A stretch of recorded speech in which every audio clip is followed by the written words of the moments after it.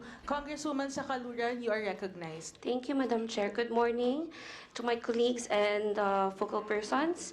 Madam Chair, I just want to ask Secretary Galvez if he was able to present the status of the decommissioning of the MILF commandants.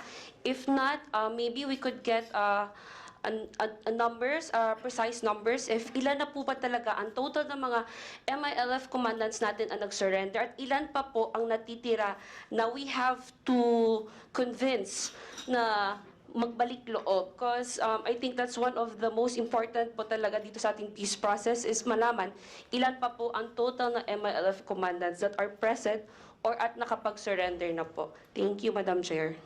Secretary Galvez. Madam, yung natin, the total agreement that we had is 40,000 combatants. As of this date, we have already decommissioned 90,200, and we still have to decommission 2,800. We didn't term surrender, Madam, because this is some sort of an agreement. So we have it an independent decommissioning body headed by Turkey that really validates and also visit the different camps.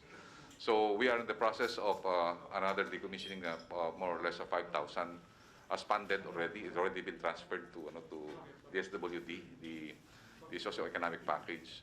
And for 2023, we will be decommissioning another 7,000, and the remaining will be in 2024 and 2025. So rest assured that the decommissioning process will continue as it been embodied by the obligations of both parties. That the decommissioning will be ended through the extension. More or less, our commitment is it will be completed by end of 2024.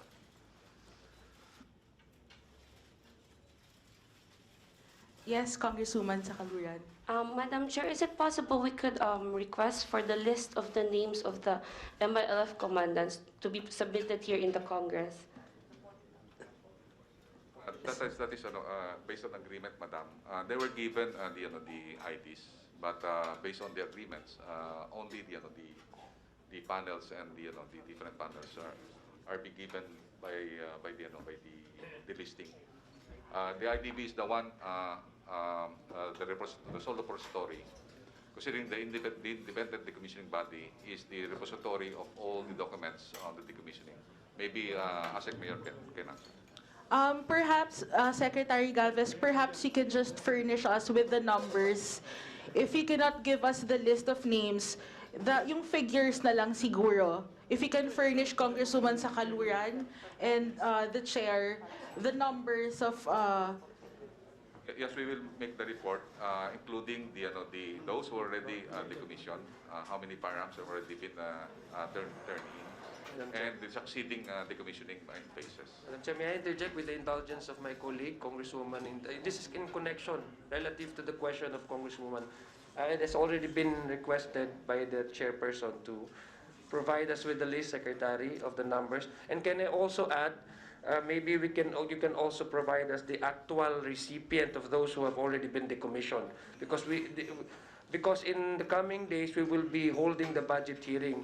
And we will be looking at in comparing the budget that already been lodged and has already been released to the commission officers with that of the incoming budget in the under DSWD. Because that would be, again, that would, number one, determine the success of the decommissioning process. So if we can also request the actual recipients and how much they have received, Madam Chair. Thank you. Your Honors, Thank you, Congresswoman Sakaluran, for giving me that. Your Honors, we will comply. We will comply. We will submit the exact figures of the combatants and the firearms, and also the funds that have been released already to the individual combatants, including the services. Thank you. Congressman Palma. Madam Chair, one last issue. Zamboanga Sibuga is not part of the BARM, but we do have a base commander. It's 113 Base Command, situated in Dato Tumangong, Tungawan. My question is again, are they also part of the process of decommissioning and so on and so forth? Yes, sir. They are included, and also included on the socio-economic packages. So was there already a time that there was a decommissioning, or because I was not informed. I left June 30 and I don't have any idea whether there was already on process na yung decommissioning.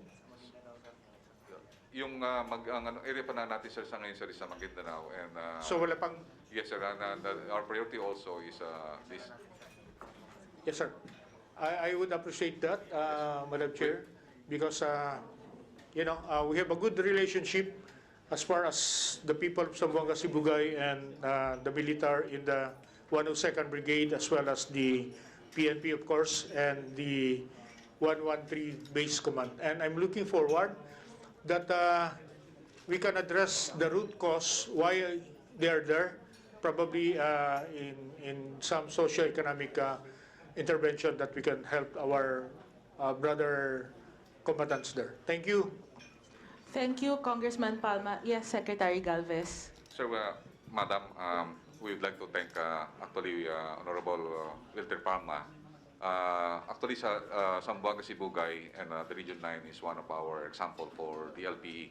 That's why we will go there by Thursday to really consolidate our gains there in Zamboanga Sibugay. In fact, zero influence barangay na po ang Zamboanga Sibugay. And also, we would like to thank also Sir Pama when I was the West Mingcom. Very cooperative po ang ating local governments. And also looking at the welfare of our Moro brothers. That's why Salman became very peaceful during his time as governor. And we would like to convey our thanks to Honorable Wilter Palma. Maraming salamat po. Salamat also, sir.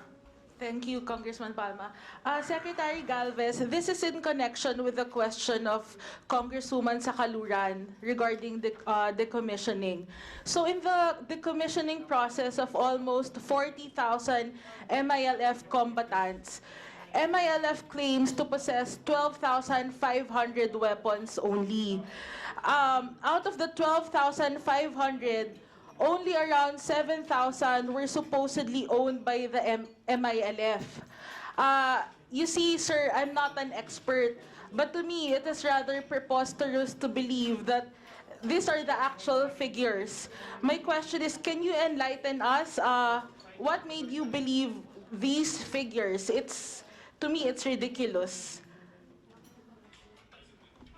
Madam Chair, there is no such agreement yet on the actual firearms that we will be decommissioned, considering that that area of finalizing the figure is still under the discussions of the panel. If you look at the figures also of the kapatiran, there are more or less 727 members, but considerably, there is only more or less 300 firearms that have been decommissioned. Meaning, the parity of the firearms and the regular members, there is some sort of discrepancy of 1:2 or 1:3. That's why we are now on the continuing discussions, because the request of the Armed Forces of the Philippines is that there will be one decommissioned combatant, one firearms, and the ongoing discussion is still there, Madam Chair. We will give you feedback in case we will have the panel discussions these coming days. Thank you, Secretary Galvez.